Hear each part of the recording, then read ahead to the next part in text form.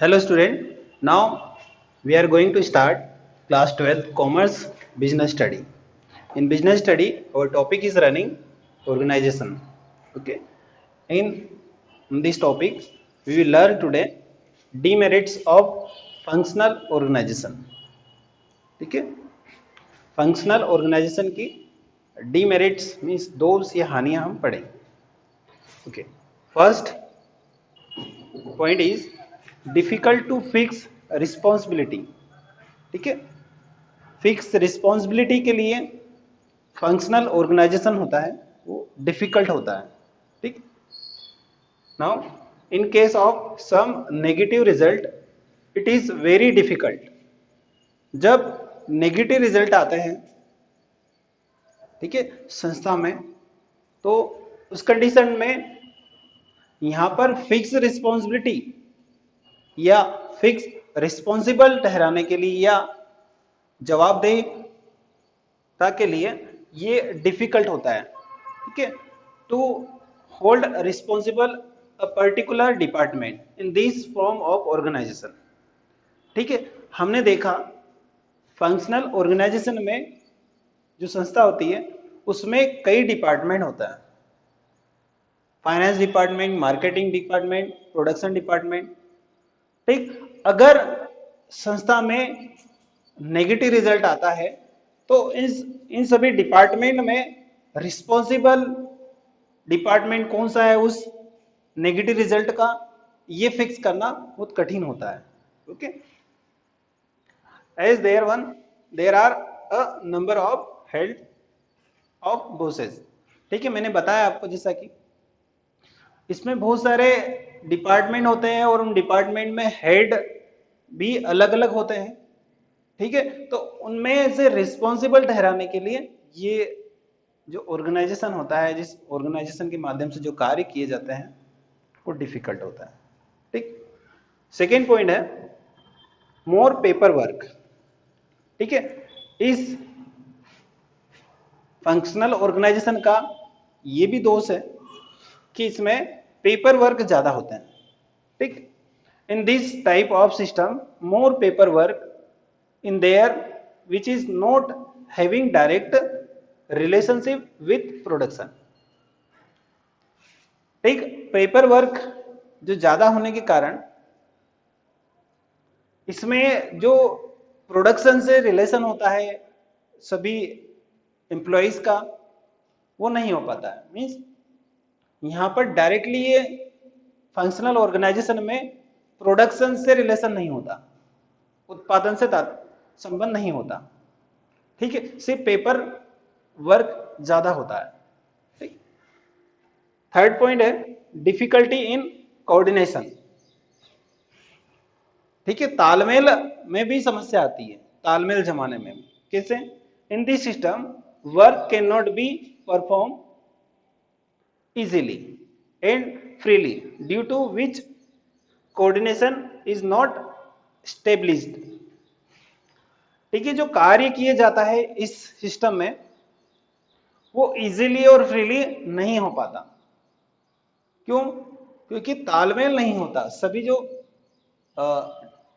इसमें जितने डिपार्टमेंट होते हैं सभी डिपार्टमेंट्स में तालमेल, कोऑर्डिनेशन का अभाव पाया जाता है. ठीक, उस कोऑर्डिनेशन के कारण, उस कोऑर्डिनेशन के अभाव के कारण सभी के अंदर तालमेल मीन्स काम जो होता है वो इजीली या फ्रीली नहीं हो पाता. फोर्थ पॉइंट है evaluation of work. This system is very complex so it is not easy to evaluate the performance of work done by employee. जो एम्प्लॉय के द्वारा कार्य किया जाता है उसका मूल्यांकन करना भी कठिन होता है, इसमें जटिल होता है. ठीक, क्योंकि यहां पर डिपार्टमेंट, वही पॉइंट आएगा वापिस कि जो डिपार्टमेंट होते हैं उनमें अलग अलग डिपार्टमेंट में अलग अलग प्रकार के एम्प्लॉइज होते हैं, उनका एक जैसा मूल्यांकन करना कठिन हो जाता है. ठीक है, तो इस फंक्शनल ऑर्गेनाइजेशन में जो मूल्यांकन किया जाता है वो भी करना कठिन होता है. Okay student, now we have completed demerits of functional organization. Okay student, now we are learning about formal organization, means औपचारिक संगठन. Now we will learn meaning of formal organization.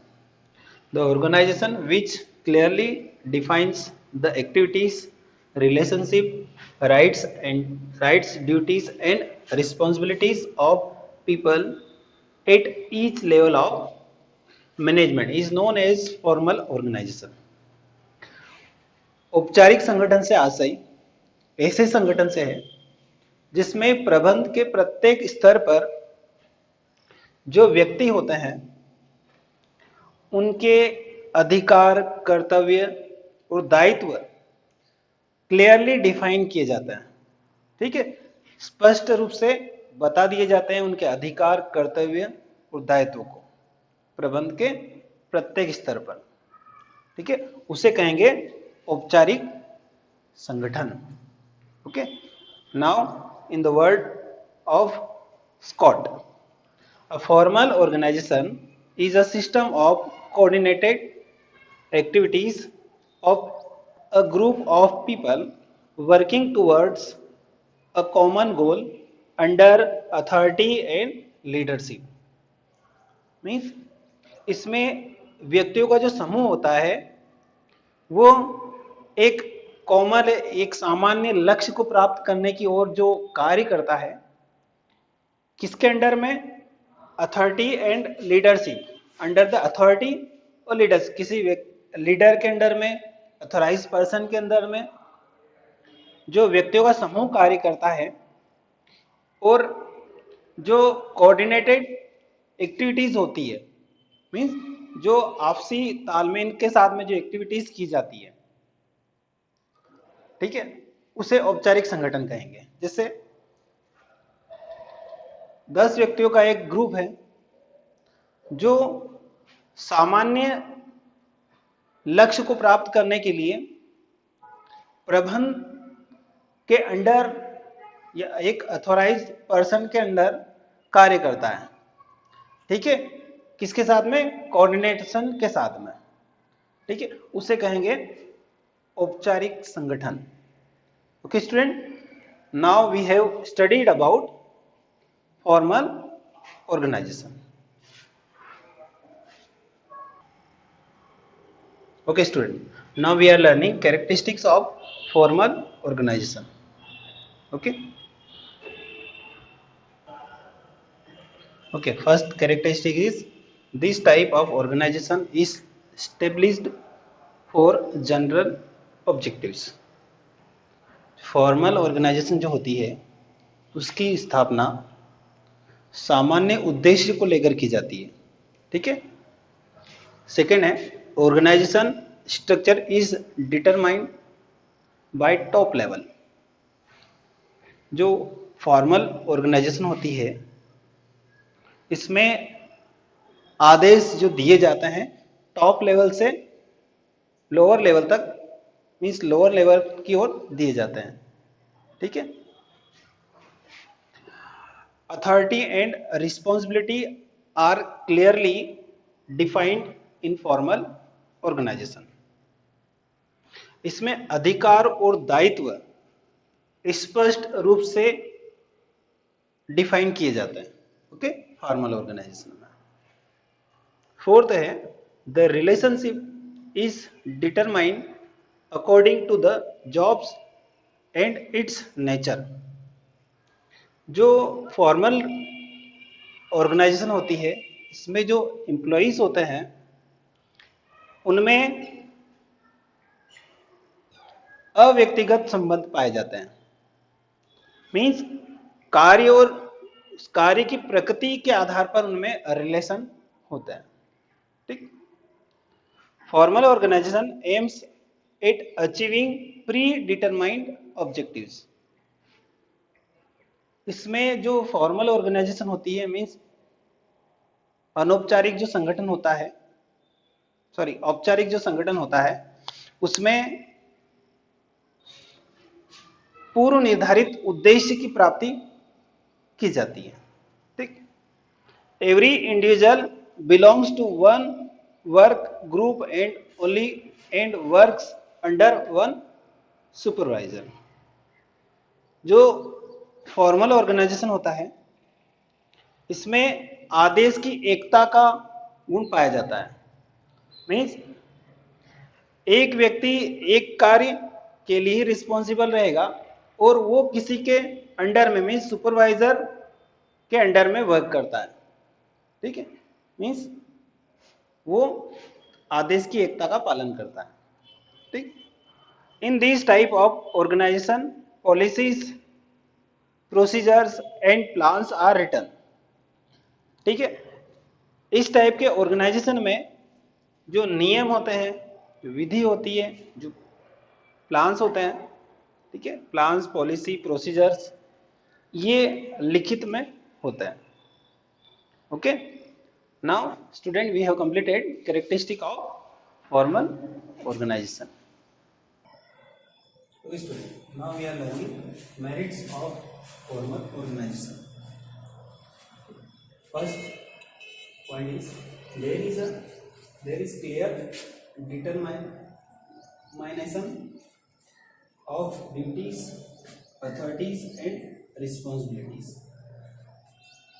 यहाँ पर जो फॉर्मल ऑर्गेनाइजेशन होती है इसमें क्लियरली निर्धारित की जाती है ड्यूटी मीन्स अधिकार, कर्तव्य और दायित्व।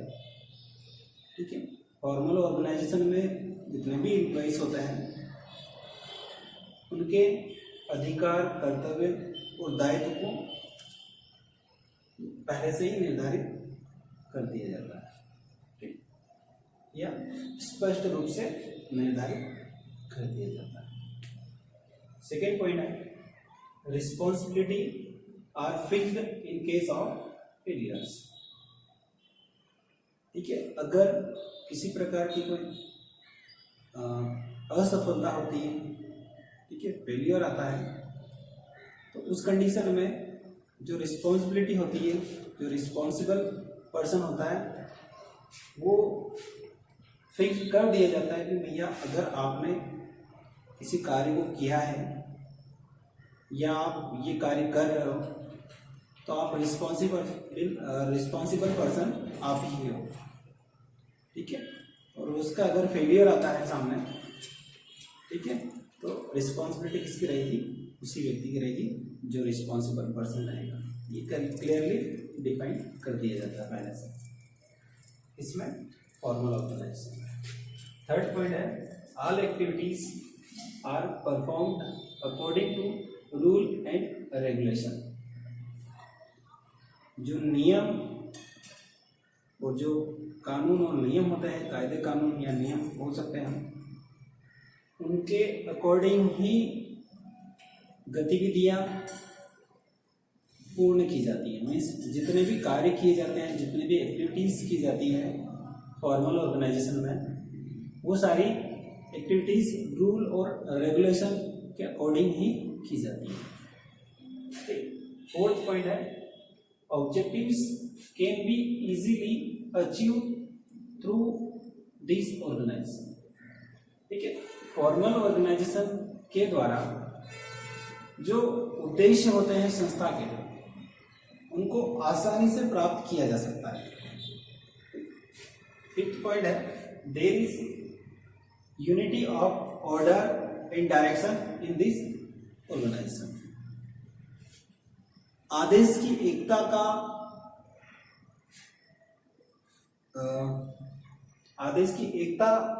का रूप पाया जाता है। मीन्स इसमें जो आदेश दिशा निर्देश होते हैं, मीन्स डायरेक्शन होती है, वो एक ही व्यक्ति के द्वारा दी जाती है। मीन्स यूनिटी पाई जाती है उसमें। ठीक है, अलग अलग व्यक्तियों के द्वारा इसमें ऑर्डर और डायरेक्शन नहीं दिया जाता। उससे क्या होगा, जो ऑब्जेक्टिव्स हैं उनको अचीव करने में एम्प्लॉइज को, मैनेजर को किसी कोई प्रकार की डिफिकल्टीज नहीं होंगी। Okay student, now we have completed merits of formal organisation.